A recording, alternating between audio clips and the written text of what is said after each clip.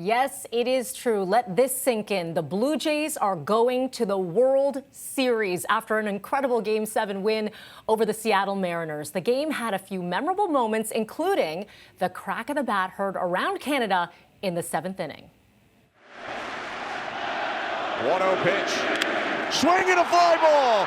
Left field and deep. Arozarena turns. Gone!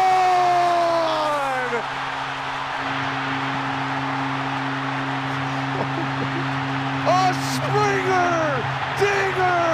4-3 Blue Jays in the bottom of the 7th. Full count, 2 outs, top of the 9th. Game 7 of the ALCS. Hoffman's payoff pitch. He got it! The Blue Jays win the pennant! The Blue Jays win the pennant! They're going to the World Series! And the celebrations continue. We are now joined by the voice you heard right there, making those pivotal calls, Ben Shulman, the radio play-by-play host of the Jays. Ben, do you have a voice left? Somehow I have a bit of it. Maybe not enough to make another one of those calls today, but yeah, it's that was a crazy night. That is by far the craziest game I've ever called.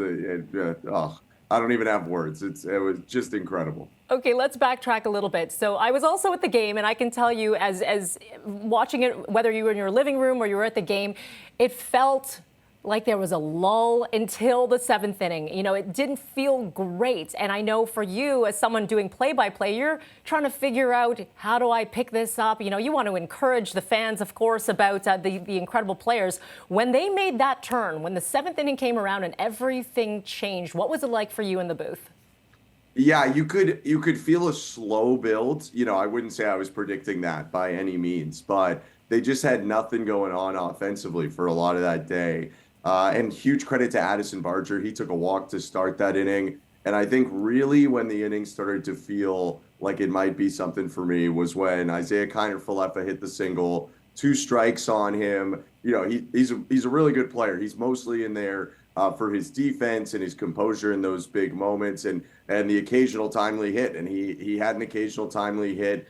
And once they gave the top of the order an opportunity, I thought maybe there's a chance they hit a single with the 2 guys on and tie this game. That was kind of what I was thinking.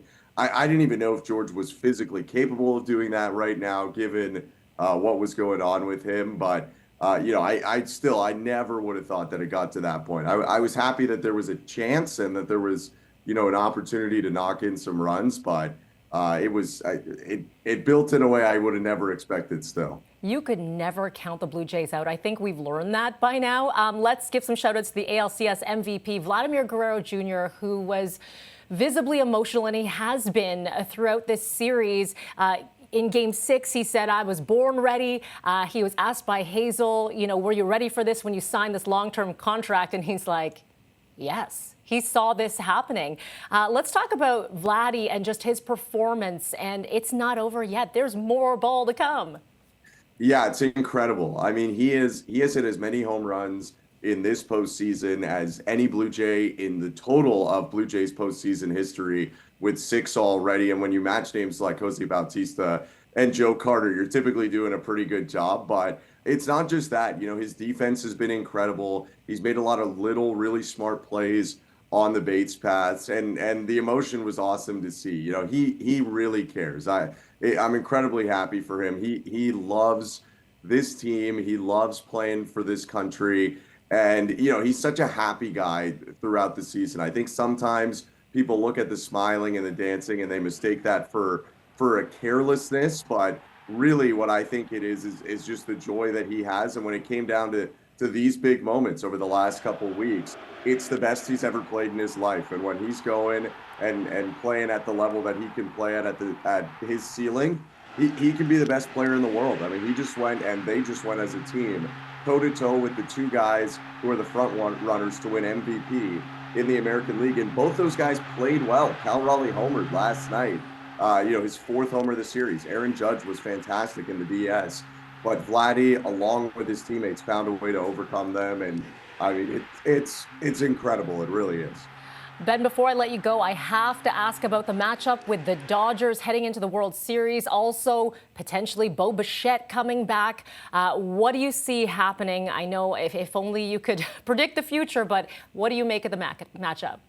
Here's the thing. I know the Dodgers are the huge favorites for people around baseball, and I get it. I mean, the LA Dodgers have lost one game in the playoffs, and they played an extra round to the Blue Jays. They were in the wild card series, and they've still only lost one to the Phillies, who are a fantastic team themselves. So they're going to be the odds-on favorite, the betting favorite. But I think this is going to be a competitive series. I think the Blue Jays have played against teams that have been on paper more talented or had bigger names all season. I think that they've found a way to beat those teams or hang with those teams all year.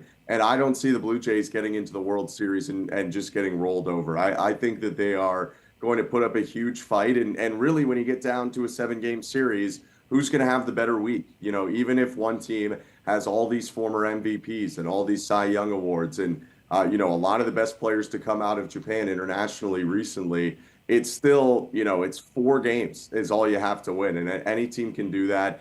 And it seems like, there's nothing official. It seems like there's a real possibility that Bo Bichette could return to this team.